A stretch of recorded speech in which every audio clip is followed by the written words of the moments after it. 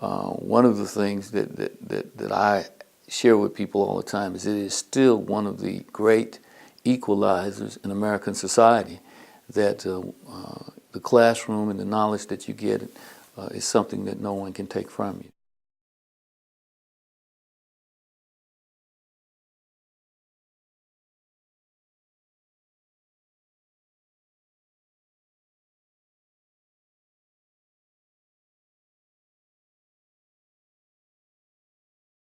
First of all, my experience at Dartmouth was rather interesting in that Dartmouth as an institution established a policy that they were going to try to have as a goal 10% of the student body be African American.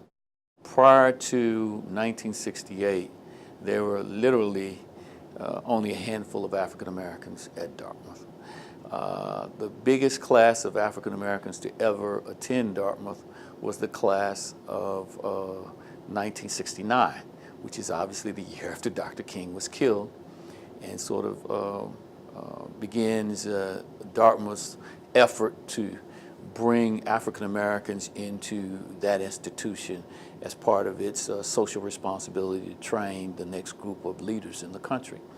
Well, the second largest class of African Americans at Dartmouth was the class of 1970, which was my class.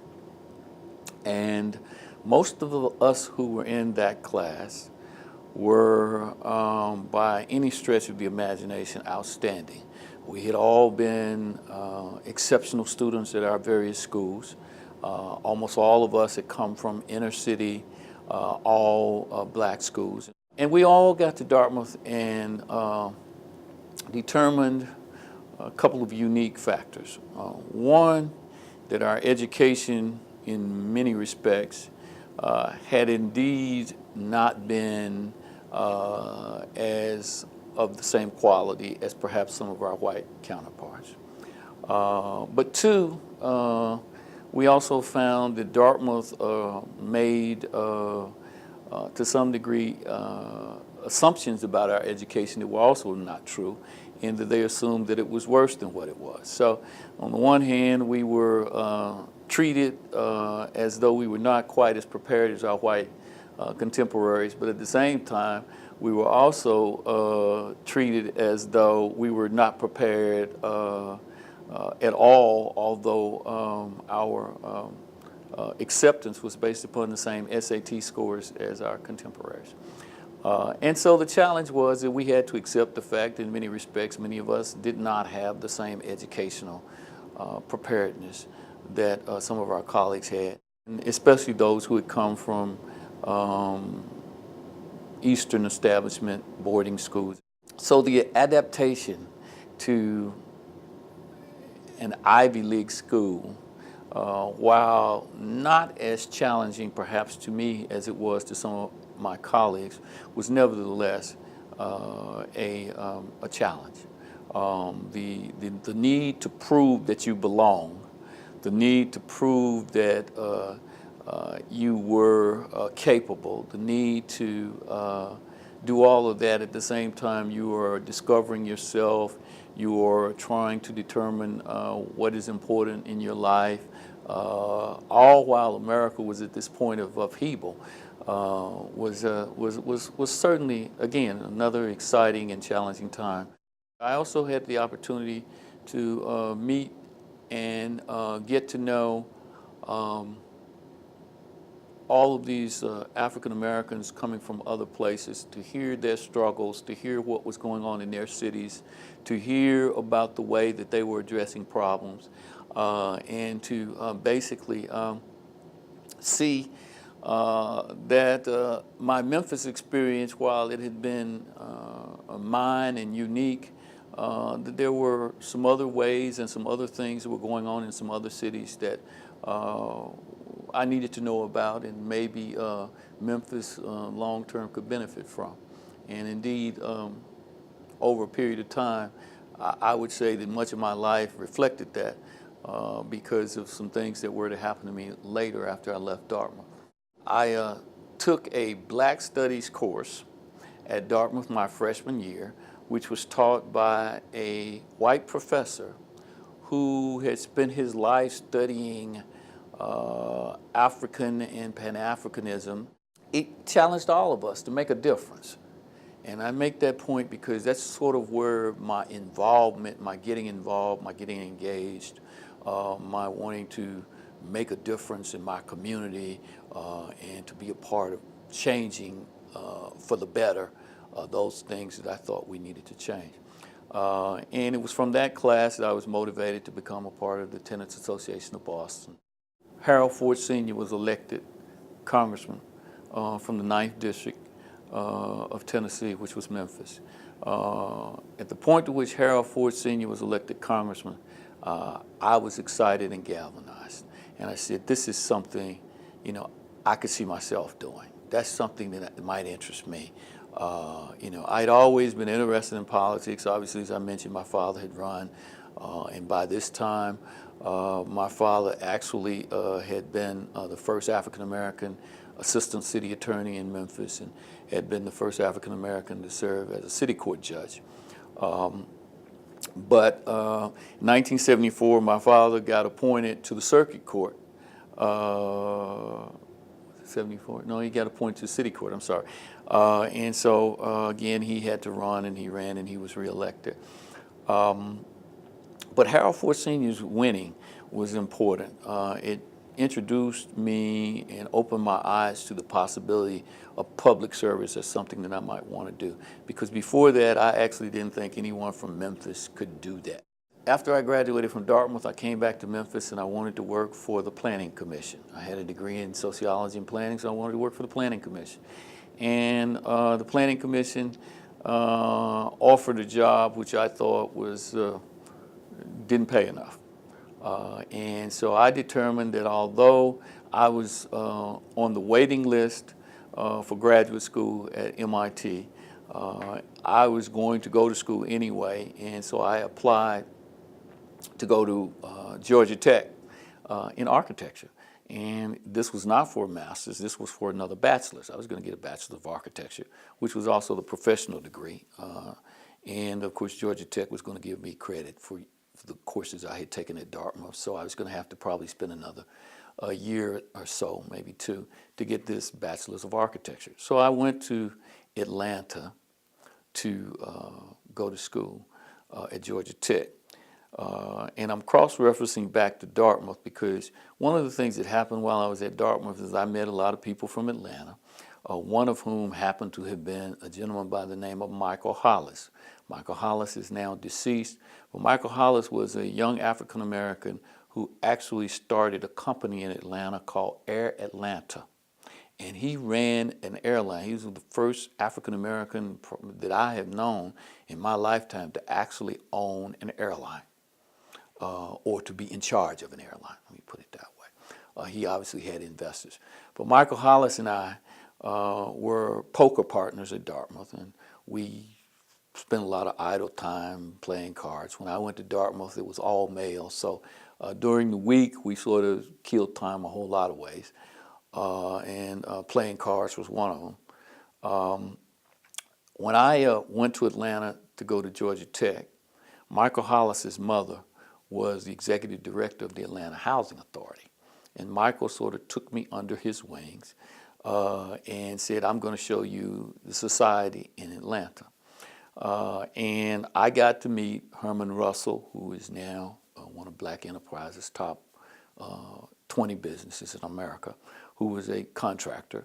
I got to meet so many people who were influential in Atlanta. But the exciting point about me going to Atlanta in 1974 was Maynard Jackson had just been elected the first African-American mayor of Atlanta in 1973. And I got a chance to sort of see Atlanta take off during the time that I was there, to see the excitement, to see the possibilities, to see how a city which in 1968 was very similar to Memphis, same size, same makeup, same basic disposition. See between 1973 and now how Memphis and Atlanta have sort of had different destinies.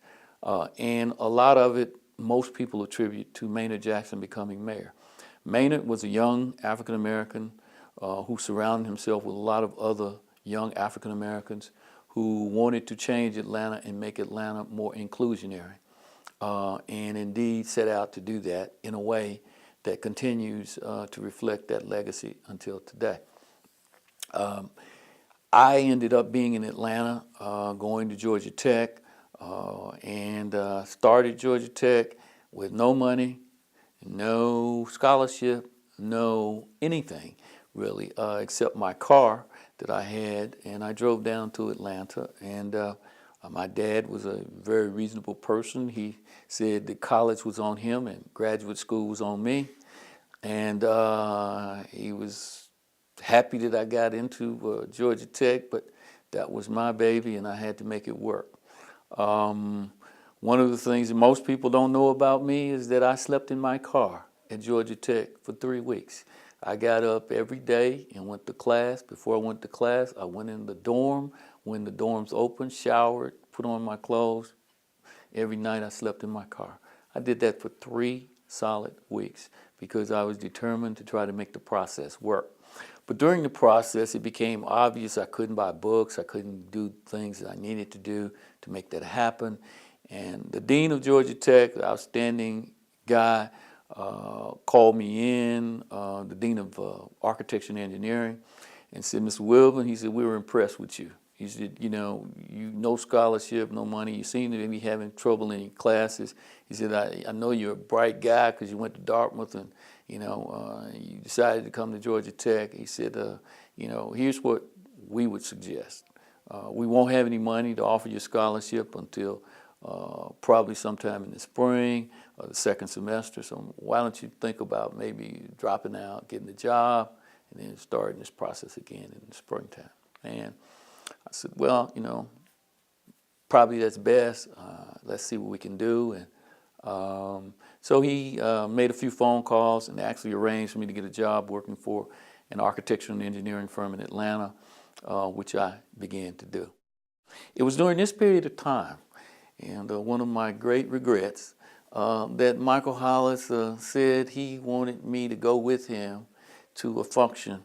Michael Hollis, as I indicated, was a gentleman from Atlanta whose mother was executive director of the Housing Authority and who later became president of Air Atlanta. Michael said that he wanted me to go to a function with him to meet the next president of the United States. And I laughed in his face. One of my greatest regrets, I said, "Who is that?" He said, "Jimmy Carter." I said, "Jimmy who?" Well, this was 1974. Those of you who understand history know that Jimmy Carter went on to become the President of the United States in 1976. At that time, he was the governor of Georgia. I didn't go. Michael did. Michael ended up being a White House fellow in the Carter administration. And, and Michael went on to have an outstanding career, starting Air Atlanta and then ultimately owning 9 or 10 radio stations in the Atlanta area and doing a whole lot of stuff. But that's just an aside note there where I missed an opportunity to get to meet a president one time. But while I was doing this process, I received a call from MIT from one of my close friends that I had made during my junior year at MIT that I took while I was at Dartmouth.